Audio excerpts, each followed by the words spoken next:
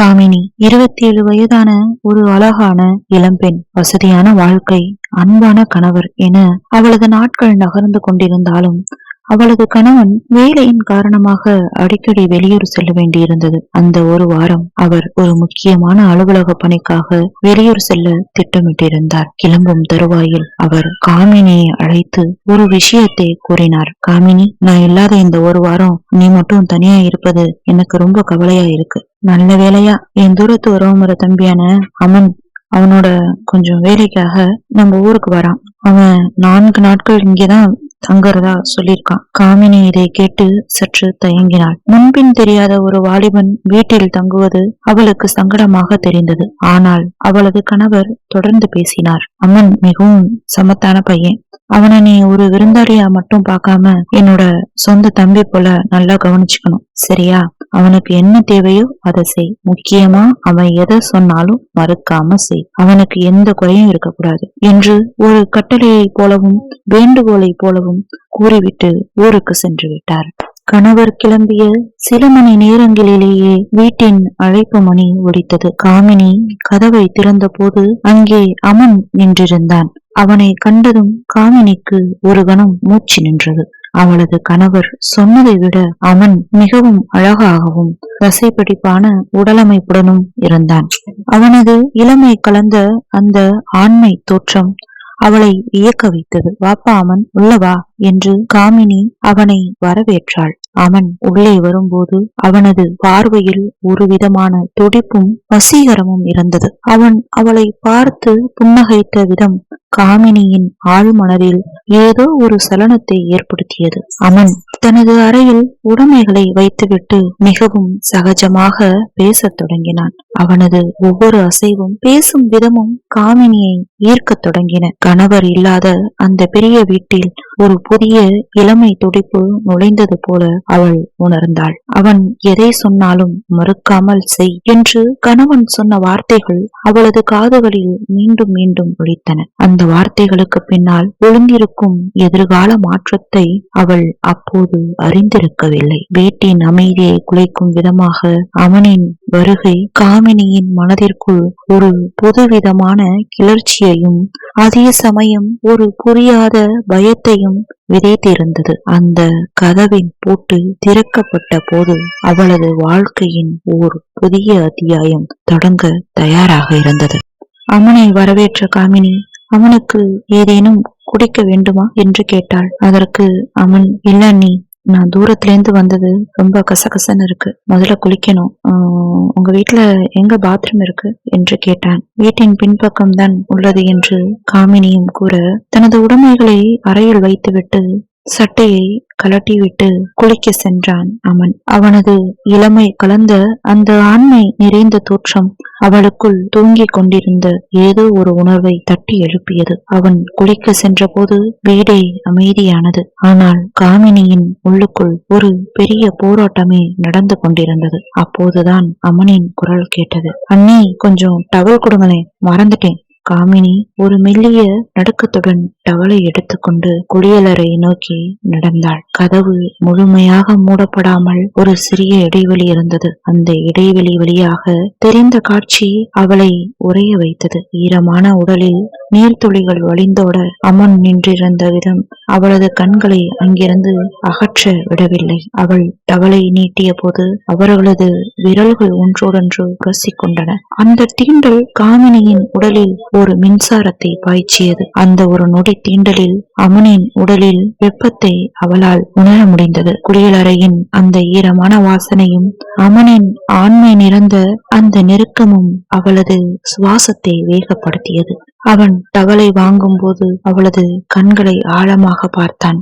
அந்த பார்வையின் ஒரு விதமான அழைப்பும் அதே சமயம் ஒரு மர்மமான தேடலும் இருந்தது. காமினி உடல் தளர்வது போல உணர்ந்தாள். அவளது கண்கள் சிவந்து இதயம் படபடவென அடிக்க தொடங்கியது. ஒரு திருமணமான பெண்ணாக தன்னை தடுத்து கொள்ள முயன்றாலும் அமனின் அந்த இளமை துடிப்பு அவளை தன் வசம் எடுக்கச் செய்தது. இங்கிருந்து சமையலறைக்கு திரும்பிய பிறகும் அவளது உள்ளங்கையில் அந்த தீண்டலின் வெப்பம் அப்படியே இருந்தது. சமையல் வேளையில் கவனம் செலுத்த முயன்றாலும் அவளது கண்கள் மீண்டும் மீண்டும் அந்த அறையின் பக்கமே திரும்பின. ஒரு வாரமாக தனிமையில் இருந்த அவளது உணர்வுகள் அமனின் வருகையால் அப்போது ஒரு கட்டுக்கடங்காத காட்டாற்று வெள்ளம் போல பெருக்க தொடங்கியது.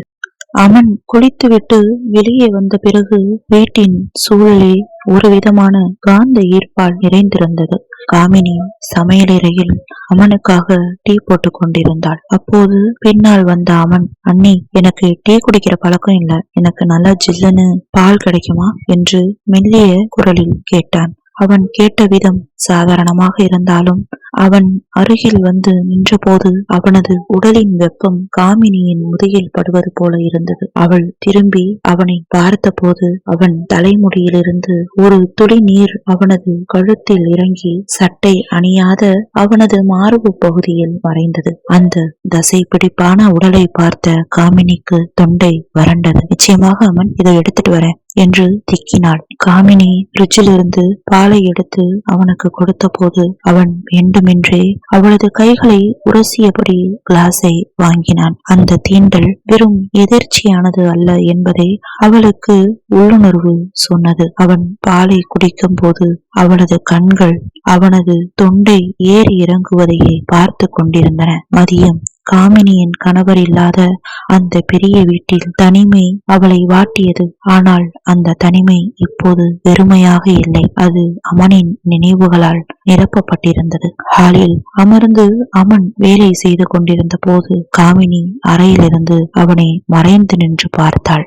அவனது ஒவ்வொரு அசைவும், அவன் சிரிக்கும் போது கன்னங்களில் விழும் அந்த சிறு குழியும் அவளுக்குள் ஏதோ ஒரு கிளர்ச்சியை உண்டாக்கின. தனிமையில் இருந்த காமினிக்கு தன் கணவரின் நினைவை விட பக்கத்து அறையில் இருக்கும் அமனின் நினைவே மேலோங்கியது. அமன் சொன்னதை செய் என்று கணவர் சொன்ன வார்த்தைகள் அவளுக்குள் ஒரு விதமான அமைதியாகவே ஒலித்தன. அவனது ஆசைகள் ஒவ்வொன்றாக இழைத்துக் கொள்ள அமன் குடிக்க கேட்ட அந்த குளிர்ந்த பால் அவளுக்குள் ஒரு சூடான தேடலை உருவாக்கியது. அவன் அருகில் செல்லும் போதெல்லாம் அவளது இதயம் மேலடிப்பது போல துடித்தது. அமன் பேசும் ஒவ்வொரு வார்த்தையிலும் ஒரு மெல்லிய கிண்டலும் காதலும் கலந்திருப்பதை அவள் உணர்ந்தாள். மாலை நெருங்க நெருங்க அந்த வீட்டின் அமைதி அவர்களுக்குள் ஒரு சொல்லப்படாத ஒப்பந்தத்தை உருவாக்கி கொண்டிருந்தது. ஜன்னல் வழியாக வரும் மெல்லிய காற்று காமினியின் சேலையை விளக்கும் போது அமனின் கண்கள் அவளை மேயத் தொடங்கின. அவளும் அதை தடுக்காமல் அந்த பார்வையின் சூட்டில் தன்னை மெல்ல மெல்ல இழக்கத் தொடங்கினாள். அன்றிரவு இருவரும் இரவு உணவை முடித்துவிட்டு அவரவர் அறைகளுக்கு சென்று விட்டனர். மணி சரியாக 12 தாண்டி இருந்தது. வீடே ஆழ்ந்த உறக்கத்தில் இருக்க காமினிக்கு மட்டும் தூக்கம் கண்களை தழுவ மறுத்தது. ஜன்னல் வழியாக தெரிந்த நிலவொளியும் தனிமையும் அவளுக்குள் ஒருவித தவிப்பை ஏற்படுத்தியிருந்தன. தொண்டை வறண்டது போன்ற உணர்வு ஏற்படவே தண்ணீர் குடிப்பதற்காக மெல்ல எழுந்து சமையலறை நோக்கி நடந்தாள் காமினி. சமையலறைக்கு செல்லும் வழியில் அமனின் அறையிலிருந்து ஒரு மெல்லிய ஒளிக்கீற்று வெளியே வருவதை அவள் கவனித்தாள். கதவு முழுமையாக மூடப்படாமல் லேசாக திறந்திருந்தது. தாகத்தையும் மறந்து அவளது கால்கள் தானாக அந்த அறையை நோக்கி சென்றன. அறைக்குள் நுழைந்தவள் அங்கிருந்த காட்சியை கண்டு திகைத்து நின்றாள். அமன் கட்டிலில் சாய்ந்து அமர்ந்து கொண்டிருந்தான். தனது கைபேசியின் மூழ்கியிருந்தான். கைபேசியிலிருந்து ஒரு ஹாலிவுட் காதல் படத்தின் வசனங்களும் மெல்லிய முனங்கள் சத்தங்களும் அறை முழுவதும் எதிரொலித்தன. படத்தில் வரும் காட்சிகள் மிகவும் நெருக்கமானதாகவும் உணர்ச்சிகளை தூண்டும் விதமாகவும் இருந்தன. காமினியின் நிழல் கதவோரம் விழுவதை கண்ட அமன் திடுக்கிட்டு நிமிர்ந்தான். பதற்றத்துடன் கைபேசியின் சத்தத்தை குறைத்துவிட்டு, அண்ணி, நீங்களா? இவ்வளவு நேரமாகியும் இன்னும் தூங்கலையா என்று கேட்டான். அவனது குரலில் ஒரு விதமான தடுமாற்றம் இருந்தது. காமினி தனது சேலை தலைப்பை சரி செய்து கொண்டே, இல்லை அமன், தாகமாக இருந்தது, அதான் தண்ணீர் குடிக்க வந்தேன். உன் அறையில விளக்கு எறிவதை பார்த்ததும் எட்டி பார்த்தேன், அவ்வளவுதான். நீயும் இன்னும் தூங்கல போல் இருக்கிறதே என்றாள். அவளது கண்கள் அமனின் கைபேசியை ஒருமுறை மேய்ந்துவிட்டு மீண்டன. அமன் மெல்ல சிரித்து கொண்டே, எனக்கும் தூக்கம் வரல நீ, அதனால்தான் ஒரு படம் பார்த்து கொண்டிருந்தேன், நீங்கள் வந்ததை கவனிக்கவில்லை என்றான். சிறிது நேரம் அங்கேயே ஒரு மௌனம் நிலவியது. அந்த மௌனத்தில் இருவரது மூச்சுக்காற்றின் வேகம் அதிகரிப்பதை உணர முடிந்தது. பிறகு அமன் மெதுவாக அவளை பார்த்து, உங்களுக்கும் தூக்கம் வரலன்னா வாங்கின, நம்ம 2 பேரும் சேர்ந்து இந்த படத்தை பார்க்கலாம், தனியாக பார்ப்பதை விட துணையாக பார்ப்பது நன்றாக இருக்கும் என்று மெல்லிய அழைப்பை விடுத்தான். அவனது அந்த அழைப்பில் ஒரு விதமான வசீகரம் இருந்தது. காமினிக்கு தன்னுடைய கடமைகள் தெரிந்தாலும் அந்த நள்ளிரவு நேரமும் தனிமையும் அமனின் அருகாமையும் அவளை மறுக்க விடவில்லை. இருவரது உணர்வுகளும் அந்த ஒரு புள்ளியில் ஒன்றாக இணையத் தொடங்கின. அமனின் அழைப்பை ஏற்கலாமா வேண்டாமா என்ற ஒரு நிமிட போராட்டத்திற்கு பிறகு காமினி மெதுவாக அவனது கட்டிலின் ஓரத்தில் மறந்தாள். அமன் அவளை பார்த்து ஒரு குறும்பான சிரிப்பை உதிர்த்திவிட்டு, அண்ணி போனில் பார்த்தால் அவ்வளவு திருப்தியாக இருக்காது, வாங்க நம்ம டிவிலேயே பார்க்கலாம், அப்பதான் காட்சிகள் எல்லாம் பெருசா தெளிவா தெரியும் என்று கூறிக்கொண்டே படத்தை டிவியில் இணைத்தான். அறை விளக்குகள் அணைக்கப்பட்டு டிவியின் வெளிச்சம் மட்டுமே அந்த அறையை ஆக்கிரமித்திருந்தது. படத்தில் வரும் ஹாலிவுட் ஜோடிகள் ஒருவரை ஒருவர் ஆழமாக முத்தமிட்டு தழுவிக்கொள்ளும் காட்சிகள் திரையில் விரிய தொடங்கின. அந்த படத்திலிருந்து வரும் முனகல் சத்தங்களும் இசையும் அறையில் இருந்த வெப்பத்தை இன்னும் அதிகரித்தன. காமினிக்கு தர்ம சங்கடமாக இருந்தாலும் திரையில் விரிந்த அந்த உணர்ச்சிகரமான காட்சிகள் அவளது ஆழ் மனதில் இருந்த ஏக்கங்களை தட்டி எழுப்பின. அவள் அமனுக்கு மிக அருகில் அமர்ந்திருந்தாள். அவனது உடலின் சூட்டையும் சீரான சுவாசத்தை அவளால் உணர முடிந்தது. திடீரென்று அமன் தனது கையை மெதுவாக காமினியின் இடுப்பில் வைத்தான். அவனது விரல்கள் அவளது மென்மையான இடையை தீண்டிய அந்த நொடி காமினிக்கு உடலில் ஒரு மின்சாரம் பாய்ந்ததை போன்ற அதிர்வு ஏற்பட்டது. அவள் திடுக்கிட்டு அவனது கையை விலக்க முயன்றாள். அமன் இது சரியில்லை, வேண்டாம் என்று முணுமுணுத்தாள். ஆனால் அமன் அவளது கையை பிடித்து தடுத்து அவளை இன்னும் நெருக்கமாக தன்னோடு இழுத்து கொண்டான். அவளது காதோரம் குனிந்து, ஏன் பயப்படுறீங்க, அண்ணன் தான் போன் பண்ணி உங்கள்கிட்ட என்ன நல்லா பாத்துக்கன்னு சொன்னார்ல, நான் எதை சொன்னாலும் கேளுன்னு உங்ககிட்டயும் சொன்னார் இல்லையா, அவரே அனுமதி கொடுக்கும்போது இதுல என்ன தவறு இருக்கு என்று ரகசிய குரலில் கேட்டான். அவனது சூடான மூச்சுக்காற்று காமினியின் கழுத்தில் பட்டபோது அவளது எதிர்ப்பு திறன் மெல்ல மெல்ல கரைய தொடங்கியது. அமனின் வார்த்தைகள் அவளுக்கு ஒரு தற்காலிகமான ஆறுதலை தந்தன. அவர் சொன்னது நீ கேட்டதை செய்யத்தானே தவிர இதற்கெல்லாம் இல்லையே என்று அவள் பலவீனமாக சொன்னாலும் அவனது அணைப்பிலிருந்து விடுபட அவளுக்கு மனமில்லை. அமன் அவளது இடையை சுற்றி இன்னும் பலமாக அணைத்து கொண்டு, அண்ணன் இங்கே இல்ல அண்ணி, இது நமக்கான நேரம், இந்த கணத்தை அனுபவிப்போம் என்று கூறி அவளது கழுத்தில் மென்மையாக முத்தமிட்டான். அன்று இரவு அந்த அறையின் கதவுகள் மூடப்பட்ட போது காமினிக்கும் அமனுக்கும் இடையே இருந்த அனைத்து தடைகளும் தகர்ந்தன. டிவியின் மங்கலான வெளிச்சத்தில் இருவரும் ஒருவரை ஒருவர் ஆழமாக உணர்ந்தனர்.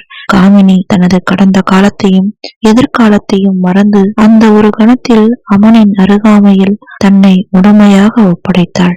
அமனின் ஒவ்வொரு தீண்டலும் அவளது உடலில் புதிய அதிர்வுகளை உண்டாக்கியது. காலையும் மாலையும் கடந்து அந்த இரவு அவர்களின் ரகசிய கொண்டாட்டமாக மாறியது. அடுத்த 3 நாட்களும் வீடு ஒரு புதிய உற்சாகத்துடன் இருந்தது. பகலில் அமன் தனது வேலைகளுக்காக வெளியே சென்றாலும் காமினியின் உள்ளம் அவன் மீண்டும் வரும் மாலை நேரத்திற்காகவே தவம் இருந்தது. அவன் வந்ததும் இருவரும் ஒன்றாக அமர்ந்து உணவருந்துவதும், பிறகு நள்ளிரவு வரை அந்த ஹாலிவுட் திரைப்படங்களின் துணையோடு தங்களை மறந்து நெருக்கமாக இருப்பதும் வாடிக்கையானது. ஒவ்வொரு இரவும் ஒரு புதிய அனுபவமாக இருந்தது. படத்தை பார்ப்பதை விட ஒருவரை ஒருவர் ரசிப்பதிலும் தொடுவதிலும் அந்த இளமையின் சூட்டில் திளைப்பதிலுமே அவர்கள் அதிக ஆர்வம் காட்டினர். காமினியின் கணவர் இல்லாத அந்த தனிமை அமனின் வரவால் ஒரு வண்ணமயமான கனவாக மாறியது. 4ஆம் நாள் காலை அமன் கிளம்ப வேண்டிய நேரம் வந்தது. அவனது உடைமைகளை அடுக்கும் போது காமினியின் கண்கள் கசிந்தன. இத்தனை காலம் இல்லாத ஒரு பிணைப்பு இந்த 4 நாட்களில் அவளுக்குள் ஆழமாக வேரூன்றி இருந்தது. அவளது முகவாட்டத்தை கண்ட அவன் அவளை தனியாக அழைத்து மென்மையாக அணைத்து கொண்டான். அண்ணி, வருத்தப்படாதீங்க, இது ஒரு ஆரம்பம்தான். நான் மறுபடியும் வருவேன். உங்களுக்காகவும் நமக்காகவும் இந்த வீடு மீண்டும் திறக்கும் என்று அவளது காதோறும் இரகசியமாக வாக்களித்தான். அவனது வார்த்தைகள் அவளுக்கு ஒரு பெரிய ஆறுதலை தந்தன. அவன் கிளம்பி சென்ற பிறகு வீடு மீண்டும் அமைதியானது. ஆனால் அந்த 4 நாட்களின் நினைவுகள் அந்த அறையின் ஒவ்வொரு மூலையிலும் நிறைந்திருந்தன. காமினி தனது வழக்கமான வாழ்க்கைக்கு திரும்பினாலும் அவளது மனதின் ஒரு பகுதி அந்த நள்ளிரவு நேரத்திற்காகவும் அவனின் தீண்டலுக்காகவும் ஏங்கிக் கொண்டே இருந்தது. சமூகம் வகுத்த சட்டத்திட்டங்கள் ஒருபுறம் இருந்தாலும் மனித மனம் சில நேரங்களில் கட்டுக்கடங்காத உணர்வுகளுக்கு அடிபணிந்து விடுகிறது என்பதை அந்த உணர்வுகள் தரும் இன்பம் ஒரு பெண்ணின் வாழ்க்கையில் எவ்வளவு பெரிய மாற்றத்தை ஏற்படுத்தும் என்பதை இந்த கதை உணர்த்துகிறது. அந்த ரகசிய உறவின் இனிமை அவளது இதயத்தில் என்றும் மாறாத வடுவாக நிலைத்திருந்தது. இந்த கதை பிடிச்சிருந்தா நம்ம சேனலை சப்ஸ்கிரைப் பண்ணுங்க.